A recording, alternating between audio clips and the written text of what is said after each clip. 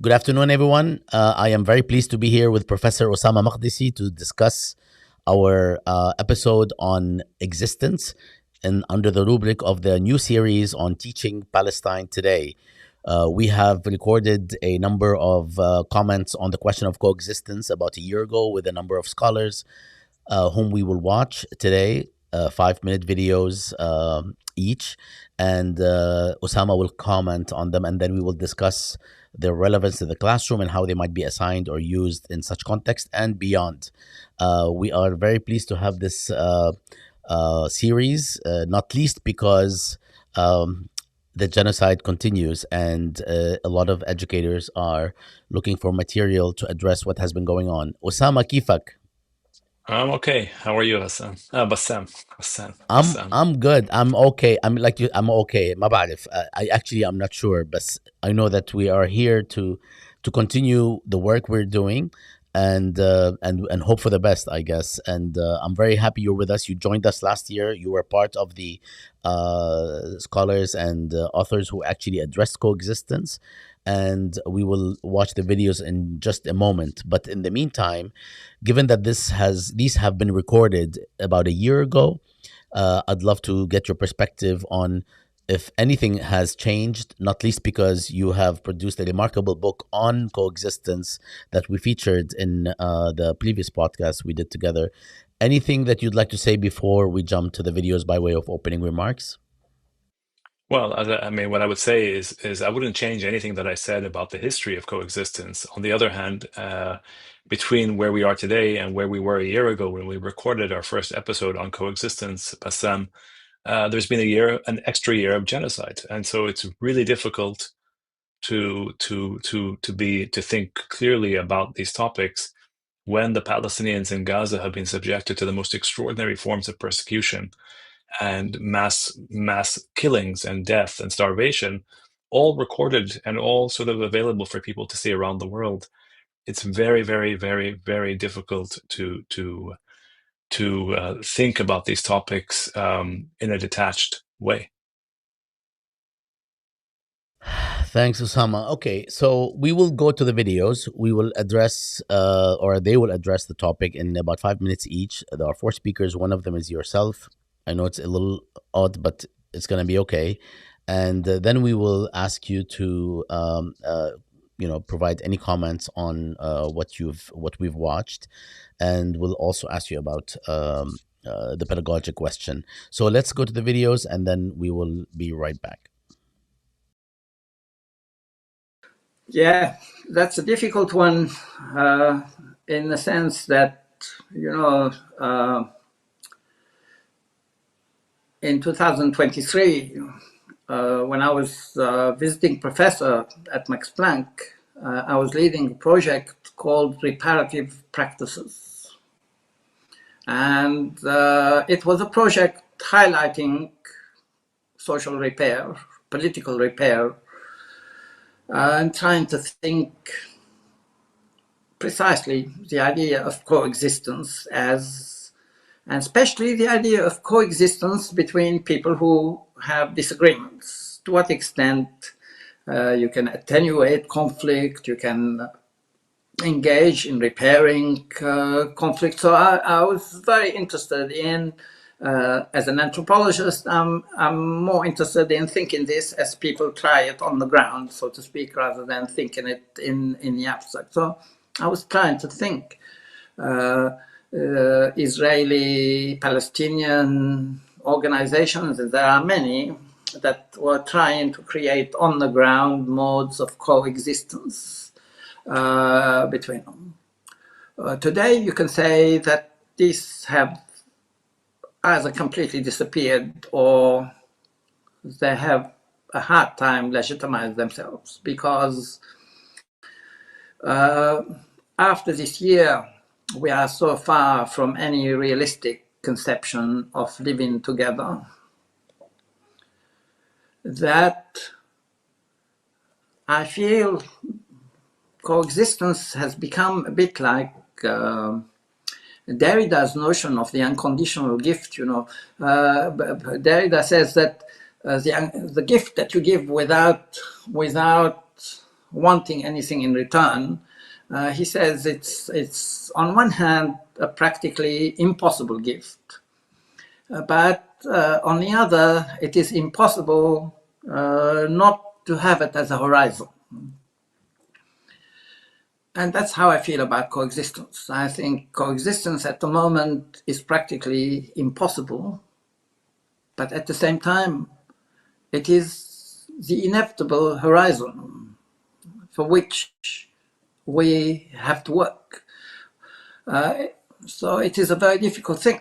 How do you maintain a belief in the possibility of coexistence in the midst of genocide without being treated almost as an idiot, if not as a traitor even? And so on one hand, practically, what does it mean? What does it mean? And it opens up the space so much for platitudes, especially on the part of the victors. Colonialism, the history of colonialism is littered with colonial victors offering coexistence as a mode of consolidating victory. So it's a minefield. At the same time, personally, I cannot think of a long-term goal other than coexistence. And so how to reconcile this? You're welcome. You're welcome to chip in yourself if you feel like it, but I find it very difficult at the moment to think with coexistence, and I refuse not to think about coexistence. Well, sure. I mean, obviously, the fact of the matter is that genocide is the opposite of coexistence. And that's the first thing to be said. I mean, coexistence itself as a concept, as a word, as an idea, as a history, evokes this idea of people living side by side in many different conditions. And we spoke about this when we last met. The idea of coexistence, there can be coexistence without equality, there can be coexistence with equality, and there can be the negation of coexistence, i.e. expulsion or genocide. And so what we're witnessing today is, in fact, the antithesis of a long history of coexistence in the Middle East, especially in the Arab East, which historically brought together Muslims, Christians, and Jews, and many other peoples besides, in and under an extraordinarily long-standing Islamic empires, Islamic states.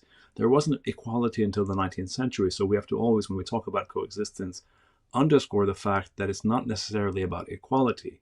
But in the modern period, what's interesting is that the Palestinians, who themselves are the inheritors of a multi-religious culture and civilization, in the sense that there are Muslim Palestinians, there are Christian Palestinians, there are Jewish Palestinians, and these people could have and should have coexisted were it not for the introduction into Palestine under British colonialism of the Zionist project, which was all about not coexistence with the Arab environment or the multi-religious Palestine, but the transformation of multi-religious Palestine into an exclusively Jewish state.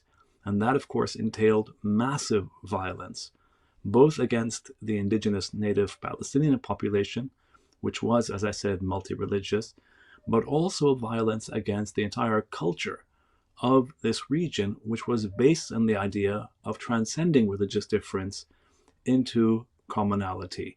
Again, one doesn't romanticize the past, one shouldn't romanticize the past, but on the other hand, one shouldn't also deny the past and its relationship and implications for where we are today.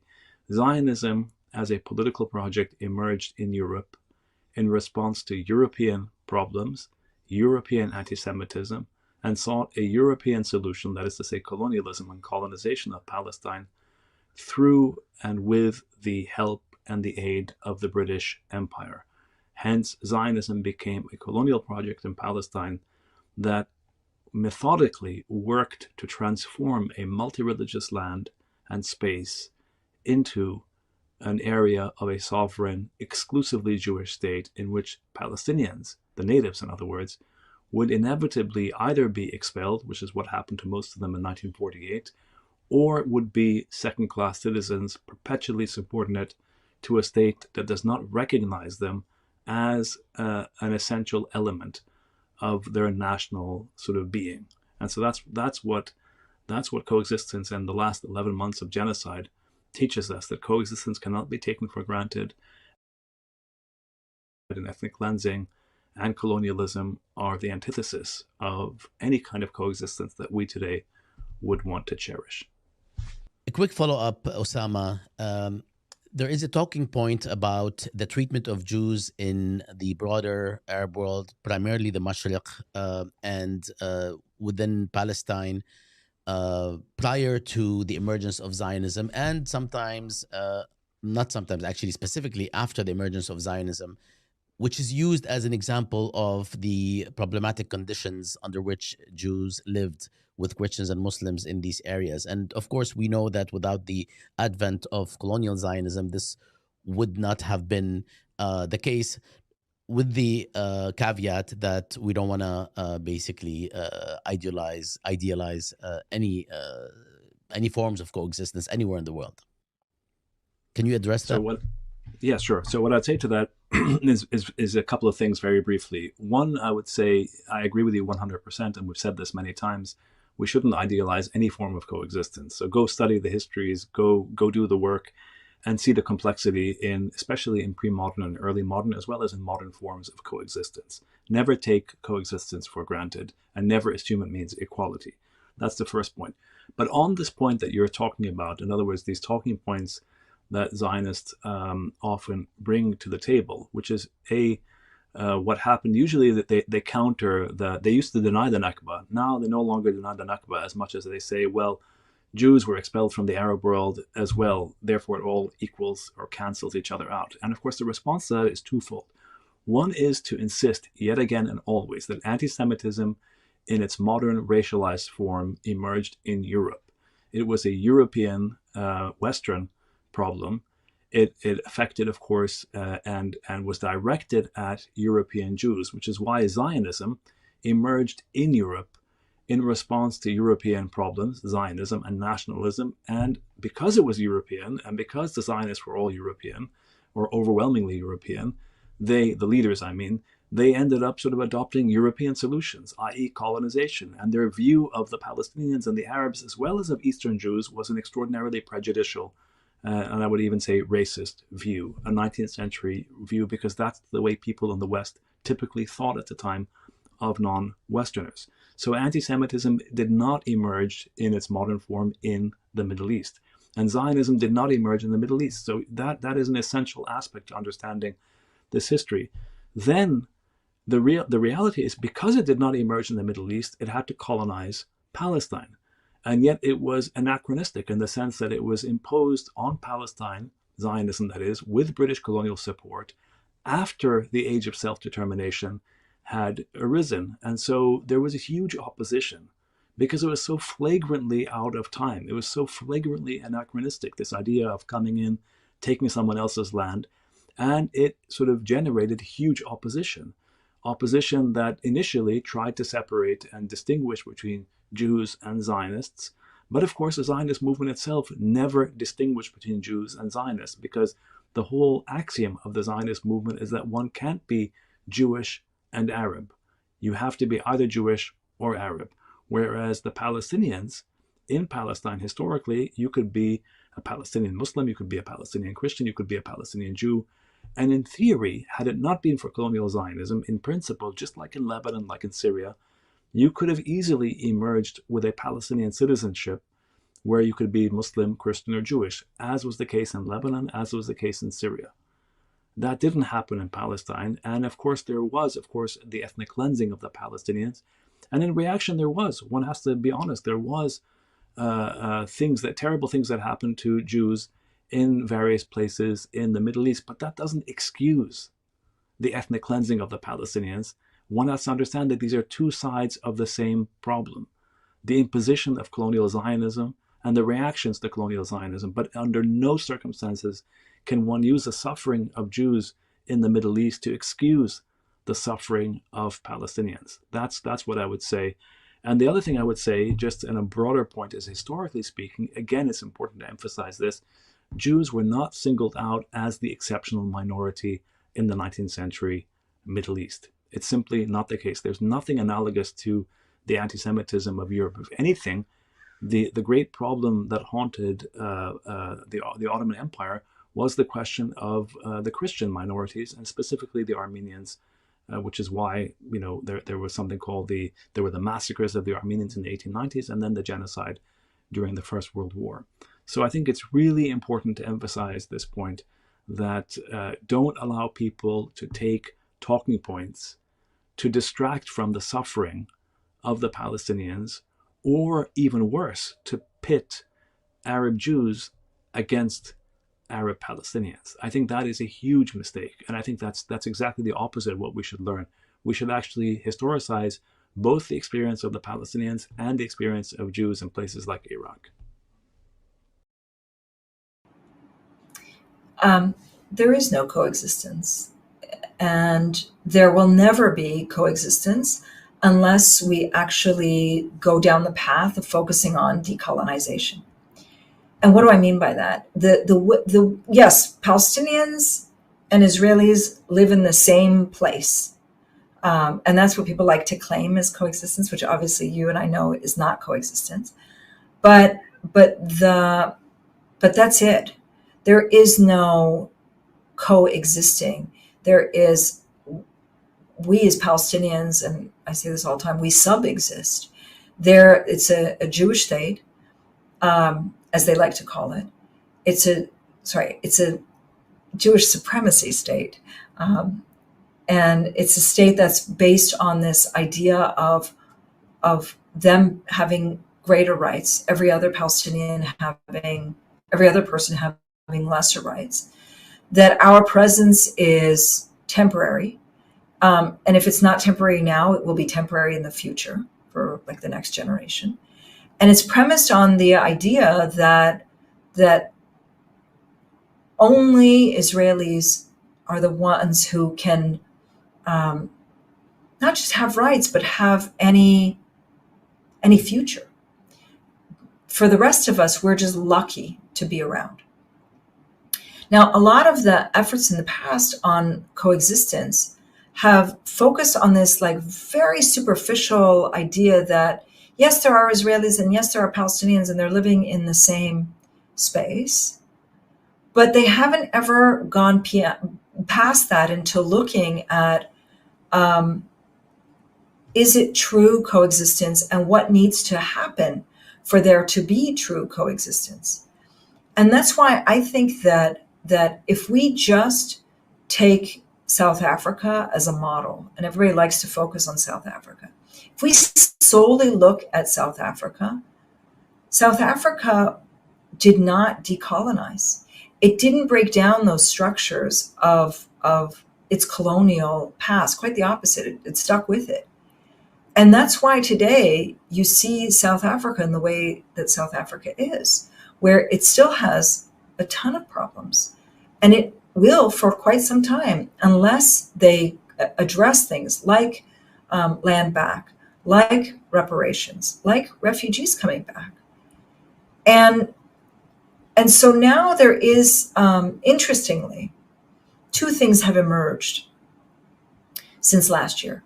One is that among Israeli society, this is fascinating, there's been greater talk of the idea of two states. It's fascinating only because for all of these years, it as much as people were talking about two states, etc., they never ever thought about it because they never had to think about it. Now there is some talk, not much, but there is some talk about two states. But more interestingly than that is that now you do see people who are truly coming together and saying, we must focus on decolonization because that's the only way that there is going to be a move forward. As it stands right now, it's, I have to say, Bassam, I have a hard time thinking about what the future is going to hold with me living amongst these people who think that it's okay, and not just okay, that it's cool to carry out genocide. I do. I have a really, it's something that I think about each and every day. And at the same time, I think it's also important to be looking at those people who are working and are focusing on what is needed to decolonize, to make, to fix the evils of Zionism, and to make this into a place where there can be true coexistence based on equality, not based on supremacy. I don't know how successful any of this is going to be, especially since this has been framed by the Israelis as, for them, an issue, an existential issue, whereas in reality, it's an existential issue for Palestinians. They're trying to eviscerate us, and I fear that they'll succeed.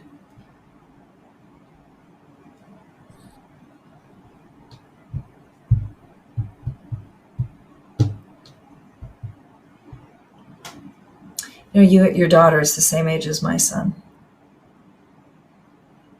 and I think about them all. I think about this younger generation a lot. I think about the weight that these kids are bearing, the things that they're seeing.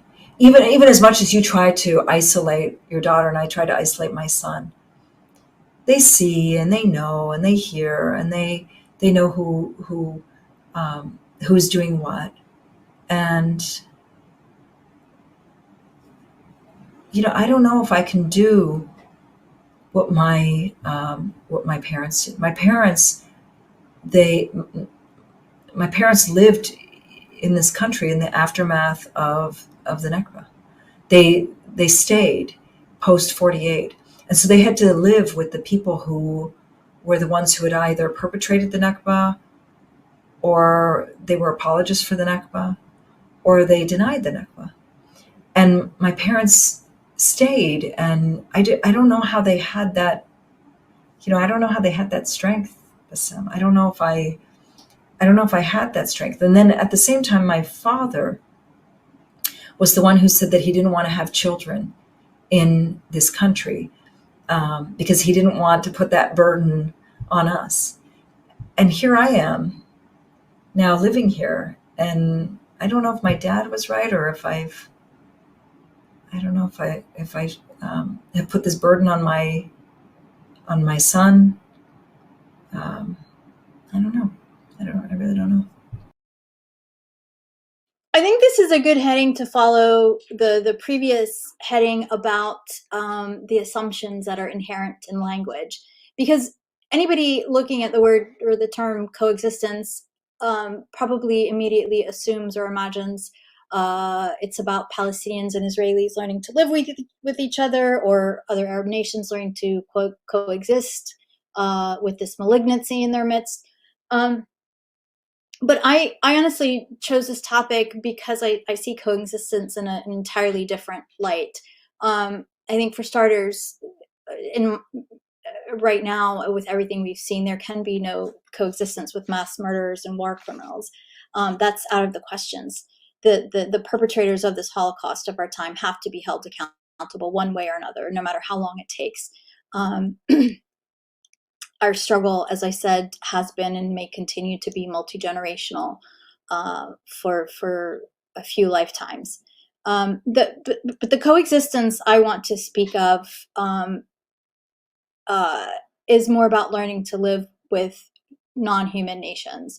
I think the tendency, if you start with the tendency of colonizers to refer to native people in zoonic terms, we see that constantly from Zionists calling us animals and human beasts and grasshoppers, snakes, etc. This kind of dominion over all non-human life itself is a function of colonialism. This kind of hostility towards animal nations is not intrinsic to indigenous ways of life. It was imposed on us. And so in that light, to me, decolonization requires a truly radical reimagining of power and justice and sovereignty. I think, to me, liberation is incomplete if it does not extend to the marginalized and oppressed outside the realm of human society. To truly decolonize, I think we have to recognize the presence and the agency of animal nations, just as humans have distinct languages and territories and ways of being, so do animals. And these belief systems, this closeness to the natural world, this continuity with the natural world, is an indigenous value that has been completely obliterated by capitalism, that has commodified all life forms. I mean, it started with animals, but they move on to humans. And I think, I know that a lot of people will hear me and laugh and sort of dismiss it like as unnecessary, and that's not a priority. But I see it completely different. I see this reimagination of power as being an intrinsic component of decolonization. And this kind of solidarity with animals, it involves recognizing their sentience, and leaving space for them on this earth to exist. It upends this idea that every inch of this planet is there for the taking, for human consumption, for human exploitation. I mean, these are colonial capitalist ethos that are now just simply taken for granted. And so, to me, that's the more important coexistence that I wanted to talk about, because this is something that Indigenous people have long understood about the natural world, about the kinship with non-human life, and these are traditions that reject the separations that Western colonial thought has imposed between humanity and nature and the natural world. So yeah, and I get it. I know that people, your listeners, will sort of scoff at this idea, but I think maybe generations from now, the truth of what I'm saying will be more apparent. But it is paramount, because we cannot. There's such a disconnect, even if you look at like the leading environmental and human rights, animal rights organizations. There's no cross-pollination between them and anti-colonial, anti-Zionist, anti-war movements. And it's really, I think it's a really big rupture that weakens our movements. And the only exception to that has been the youth climate movement that is ostensibly headed by Greta Thunberg, who has been outspoken in her condemnation of Israel and her support for Palestinian liberation. She, wise beyond her years, has made that connection, understands the urgency and the inextricability of the struggle for human liberation with the struggle for environmental protection and wildlife protection. So I think that's the more important notion of coexistence that I would like activists and people in the movement to really think about. All right. So, we heard actually quite a bit, even though it's just 4 commentaries. Sometimes we have more, but they were pretty heavy because the topic is heavy. We heard from Diana Buttu, Ghassan Hage, Susan Abulhawa, and yourself. So I'll open the floor for you to address any of these comments, and feel free to add what you feel is pertinent at this moment. Well, I mean, the first thing and the most obvious thing is that I think all of us pointed out. Maybe I didn't because I was talking about the history as such, but the rest all pointed out what is obvious. It is extraordinarily strange and eerie to talk about coexistence in the middle of a genocide, and so where the very existence of a people is being subjected to eradication, to talk about coexistence seems almost absurd. On the other hand, what I was struck by Ghassan Hage's comment is that in the end of the day, even though he's an anthropologist and he's not really as, I mean, he doesn't approach it the way a historian would approach it, but the reality is that one does need to have some sense, some belief, some hope in a possible future. Otherwise, we are doomed to an extraordinarily gloomy outlook, and that sort of renders even this video sort of irrelevant. And so I think it's really important to maintain some sense that we can, at least those of us who are mindful of history and those of us who are committed to history, we have to learn some of the lessons of history, and we have to actually be more honest with ourselves, and look at the past and use the past not as a guide for the future, but as a way to learn some crucial lessons about, what are some aspects of coexistence? What's the difference between coexistence, or what Diana Buttu described as sub-existence, I think is the term she used, sub-existence. And, I think these are all important aspects to keep in mind and to bear in mind when we think about how Zionism, or the project of creating an exclusively Jewish state in Palestine, in multi-religious Palestine, entailed enormous damage, not just to the fabric of multi-religious Palestine, but also, of course, to the people of Palestine. And so the ongoing genocide right now is, in a sense, an attempt by the state to resolve the contradiction of trying to build an exclusive ethno-religious nationalist state in a multi-religious land by, getting rid of as many Palestinians as possible, in the name of security, in the name of protection, in the name of all sorts of things, which, as Derek Moses, whom I think has written about extensively, is not a recipe for any form of coexistence, but actually perpetual and endless killing and violence and death. And that's not a future anyone wants. Uh, Diana Buttu speaks from a perspective that is, different than the 4 other speakers, in the sense that she lives in Haifa. Yeah. Is there? Did you notice a different tone from somebody who actually lives with the people?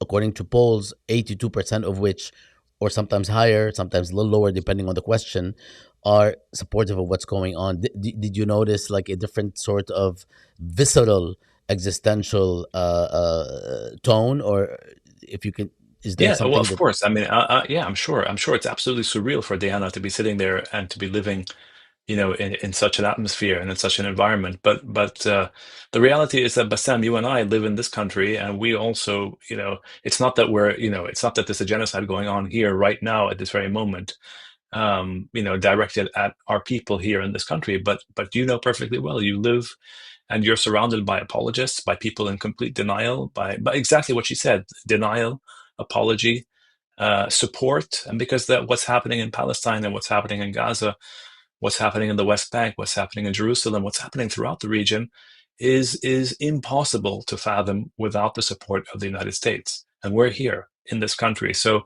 I totally identified with what she said, and the pain in her voice, and the sort of almost the impossibility of her thinking about both what her father did and the choices her father made. She talked about that, and also the choices she faces, because these are really difficult, very almost impossible choices that people are faced with in their lives. And but in the end, the beautiful thing about human beings, ultimately, at least if I'm going to try to be positive, is the extraordinary ability to adapt. And you see that even in Gaza today, without romanticizing the resilience and the way people survive the genocide. But the reality is that people adapt, and that has to give you some tiny bit of solace in the midst of extreme and unimaginable grief and horror at what's happened and what's been allowed to happen in Gaza. Ussama, you and I spoke probably about a year ago. I can't keep track. We did so many of these conversations thinking that it's going to be just a handful or a dozen, and then things will, change, but they haven't changed. And your approach was, it was a very rich conversation. It was way over an hour, and it was on coexistence. It was on your work, and you seemed, when you addressed your work, and if you don't mind, readdressing how, when you wrote the book, of course, before the genocide, you were still, you had your skepticism and you had a very level-headed approach to the matter. But then after the genocide, you shared with me sort of a more, like a different texture of the same argument, perhaps leaning on, at the moment, on the side of, you're not even sure how coexistence can proceed. And then when I was struck by Ghassan Hage's comments, because he made a statement that, frankly, a lot of people who are watching this horror every day and doom scrolling every morning or every evening, people are not ready to even think about this right now. But he said something very profound about hope, which you mentioned. How would you navigate, as a scholar who actually wrote and researched this topic? How would you navigate this binary between some version of impossibility of fathoming coexistence and the necessity of hope, without which things would be actually quite doomed? I mean, I'm asking because I also myself, go back and forth. Well, I think everyone goes back and forth. I think the reality is, or anyone with any kind of empathy or sort of understanding of the human condition will go back and forth on this question. I mean, talking about coexistence in the midst of a genocide is very difficult, as I've said over and over again, and as you know yourself, Bassam. What I would say is first of all, I mean, the advantage of being a historian is that I talk about the past. Of course, we're talking about the present here as well, but in general, I talk about the past and study the past.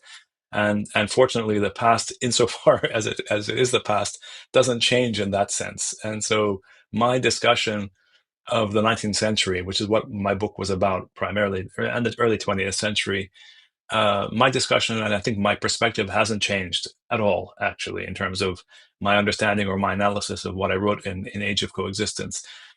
And I think, if anything, the genocide just reminds me of just how extraordinarily fragile ideas of coexistence, or the realities of coexistence, are, and how quickly they can be dashed. And that was one of the lessons of the book, that the sort of optimism of the 19th century, not the Renaissance, in other words, in the Arab East, the extraordinary solidarity expressed, intellectual solidarity and social solidarity and political solidarity expressed by Muslims and Christians and Jews in the 19th century was wrecked by European colonialism, but also, of course, by colonial Zionism in Palestine, and then, of course, by the reactions to those two projects. And I think it's so the fragility of coexistence is obvious. And Gaza was never about coexistence. Gaza, of course, was about, the whole point of the open air prison that the Israelis created in Gaza was not about coexistence. It was about imprisoning a population, trying to make them disappear from view, and ultimately, through the genocide itself, trying to eradicate Palestinian life and the destruction and obliteration of an entire society. That's what we've witnessed for 2 years.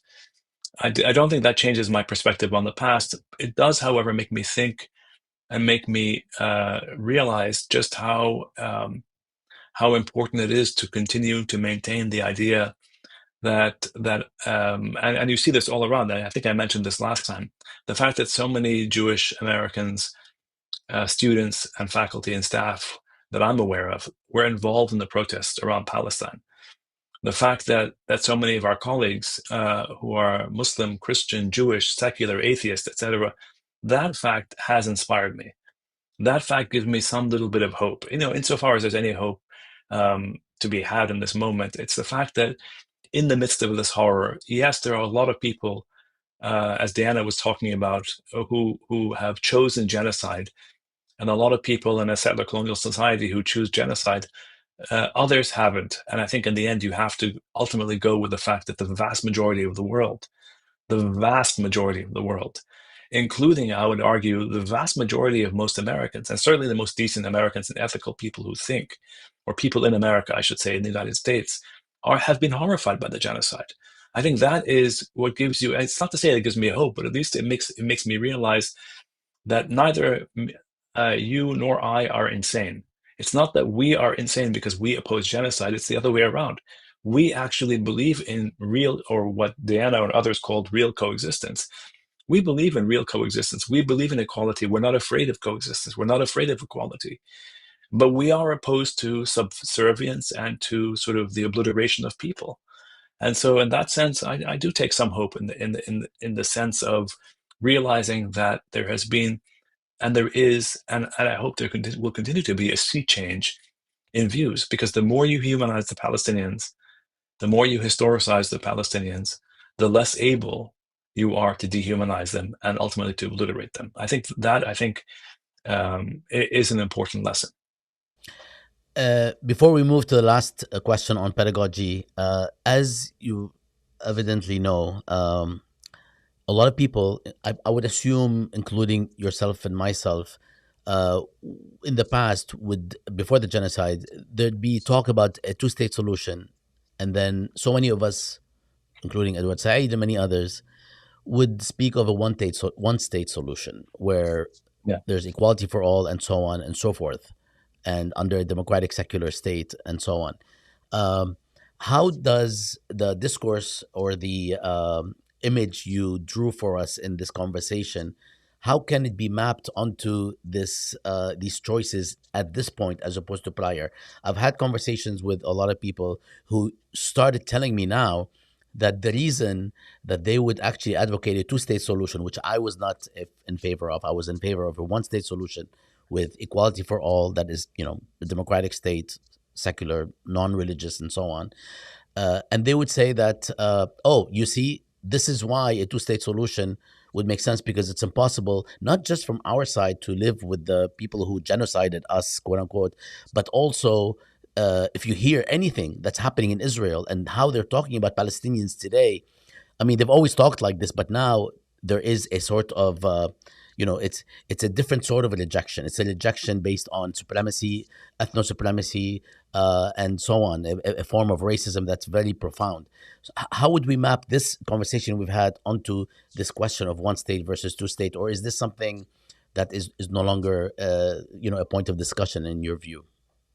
No, I mean, I don't see why we should waste our time talking about these, because in the end, it's not a question of one state or two state or three state or 10 states or 15 or 20 states. It's a question of what is the fundamental sort of approach to the idea of seeing people in this part of the world. Do you see them first and foremost as human beings with equality? Do they deserve equality? And of course, for me, the answer is yes. And for you, the answer is yes. Once you accept that premise, and once you reject the idea of ethno-religious nationalist supremacy of any kind, then we can start talking about sort of real forms of coexistence, or at least trying to work towards real forms of genuine coexistence, not supremacy. I think the real question is, are you for coexistence, or are you for, in the way that we're talking about coexistence, Bassam, real coexistence, meaningful coexistence, equal coexistence? Are we for that, or are you for supremacy? That's the question that has to be answered first and foremost, before one wastes any time talking about one state, two state, three states, and four states, because the whole point of the two-state solution discussion is that it's a cover, and it allows people not to talk about what really should be talked about, is the very basic question: are you for equality, or are you against equality? Are you for supremacy, or are you against supremacy?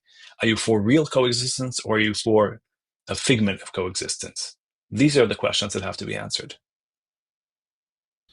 Indeed, indeed. In other words, the issue is not whether you and I can, despite everything, still feel that there is some hope because we don't believe in any sort of supremacy. By the way, we're being accused of being racist and supremacist when we critique Israel, It's and we are the ones who honestly, do it's not. absolute. We're the ones who reject It's it, who have rejected it, and will continue to reject it on principle. It's But we're not basically the the only people. But Sam, if it's any consolation, we're not the only people in history. I mean, virtually in this country, and particularly in the United States, everyone knows that every single group and every single community that has struggled for equal rights and for justice and for freedom in this country has been subjected to the torrents and the accusations of being hateful and being this and being that. We know this. This is not the first time it happens, nor is it the only difference. It is happening now in the 21st century, and that's what's so shocking and so discrepant. absolutely. The only caveat is, as we are speaking right now, tomorrow, you or I, I mean, we're good candidates, could receive a very interesting letter. I know that our own university, as is yours right now, is now under investigation by the DOJ and so on. So that kind of heightens the question beyond the theoretical and historical. Let me go to the last question, and this is basically it addresses more directly the question of pedagogy and how do you approach the topic of coexistence in the classroom, and how would you sort of start addressing between talking about the history on the one hand and what has happened since the genocide on the other. What would be a productive approach, not for somebody like you and myself who teach Middle East studies, but a lot of people, a lot of educators today are being compelled to talk about this because students want to hear about it. It is Yeah. something that must be addressed. Some educators are not aware, but others are aware that the United States is a funder of what's happening in various ways and a supporter, of course. So within that context, do you have any advice, not for the Middle East studies educator, but somebody who's bringing this issue up? Is there a way to address this in I guess in Well, short my, form? my And yeah. Well, I guess my sense of Bassam is that the reality is that most of the education that's taking place in this country is not through Middle East studies. On this at a popular level, most people are consuming their news or their information, and they're reading it on TikTok and other things, Instagram, and all these other sort of forms that have nothing to do with actually being in a classroom as such. But in a classroom, of course, I do what every proper educator does, which is to say, of course, I expose students to the history, the facts, and I encourage them to read. And I think the more you encourage students to read, the more you encourage people to read and to read widely, the more they will almost inevitably educate themselves. And I think that's the best form of education, quite frankly. if you had to assign a couple of readings, like for one session, on something around this topic, and I know that I can ask you to send me something that we can add to the post that will end up going on Jadaliya, but all right off the top of your head, if possible, what would you assign for somebody who wants to learn about this and is not as well versed in the topic? On what? On which topic exactly? On coexistence, on potential solutions, because everyone approaches people who are not who don't do this for a living are concerned about problem solving, and usually that is actually a problematic approach because it doesn't take into account the history and Yeah, the what I nature of would the do is problem. yeah, good question. I mean, I don't have a single text that I could assign as such. Well, I would say certainly before problem solving, first of all, let's do some humanizing first, humanizing and historicizing first. So any text, any history, any social history, any story, frankly, anything that's human, that gets across the humanity of people in this part of the world, in Palestine, as well as in the Arab region or the Middle East more broadly, I think that's absolutely essential. Whatever that is, I think is what I would recommend, because that is the most important thing that we do as educators, insofar as we do anything. It is the constant task of, it sounds banal, but it's so true. It is the constant task of humanizing and historicizing a part of the world that is routinely dehistoricized and dehumanized. And we're living the consequences in Gaza today, and the assault on all of us in this country who dare to speak out, because we insist that Palestinians have history, have context, have lives, have society, and deserve freedom. And that's where we are right now. Would you add novels and documentaries to this? Absolutely, 100%. I would add novels, I would add documentaries, I would add films, I would add anything, fiction, whatever it is. It doesn't really matter. It's not.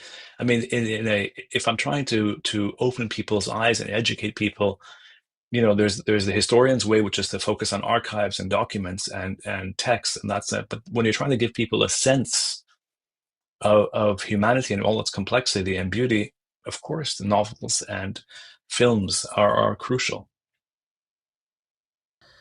Yes, I believe so as well, especially for people wanting to learn. It also sidesteps this approach that I was talking about, this problem solving approach, which is usually a very one dimensional approach that doesn't take into account the texture and the layers, and just frankly, just looks at things from a quote unquote liberal perspective of how A and B are in conflict without much regard to the structure that undergirds the relationship of subjugation. So you can explain all of this, or you can, as you said, address it through something that is humanizing, that is three-dimensional. That's not necessarily about the conflict, quote unquote. I'm assuming we don't see it as a conflict per se. We see it as something else, of a relationship of subjugation. So that's actually very good advice, and I've heard this from a lot of our colleagues who have addressed how to proceed.